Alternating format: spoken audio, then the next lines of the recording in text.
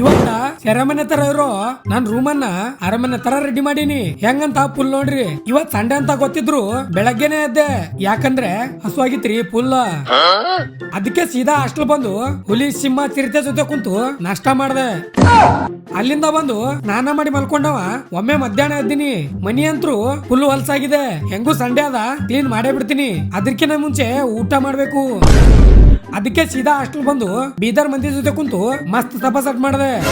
ಊಟ ಮಾಡಿದ ರುಬ್ದಾಗ ಫುಲ್ ಕಸದ ಬಾರಿಗೆ ಹಿಡ್ಕೊಂಡು ಕ್ಲೀನ್ ಮಾಡಕಂತ ನಿಂತೆ. ಗೇಮಿಂಗಿಗೆ ಅಂತ ಪಿಸಿ ತಂದು ಗೇಮ್ ಆಡೋದ್ ಬಿಡ್ರಿ, ಧೂಳು ಹೊಡಿಲಕ್ಕೂ ಟೈಮ್ ಇಲ್ಲ.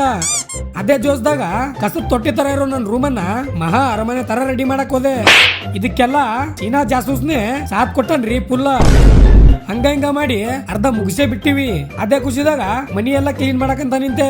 ನಮ್ಮ ಮನಿ ನಾವೇ ಕ್ಲೀನ್ ಮಾಡ್ಬೇಕಲ್ಲ ರೀ. ಎಲ್ಲಾ ಕೆಲ್ಸ ಮುಗಿತು ಅನ್ನೋದ್ರಾಗ ಬಟ್ಟಿ ಒಂದು ಸಾಕಾಗ್ತದ. ಇದ್ರ ಫುಲ್ ವಿಡಿಯೋ ನಾನು 2ನೇ ಯೂಟ್ಯೂಬ್ ಚಾನಲ್ದಾಗ ಬೆಳಗ್ಗೆ 11:11ಕ್ಕೆ ಬರುತ್ತೆ ನೋಡ್ರಿ. ಸಪೋರ್ಟ್ ಮಾಡ್ತೀರಲ್ಲ. ಹಂಗೆ ನೈಟ್ ಹಾಸ್ಟೆಲ್ ಬಂದು ಸ್ವಲ್ಪ ಊಟ ಪಾರ್ಸಲ್ ತಗೊಂಡು ರೂಮಿಗೆ ಬಂದು ಮಸ್ತ್ ಹಾಕೊಂಡು ಶಿಸ್ತು ಸೆಟ್ ಮಾಡಿದ್ವಿ. ಇವತ್ತಿಗಿಷ್ಟೇ.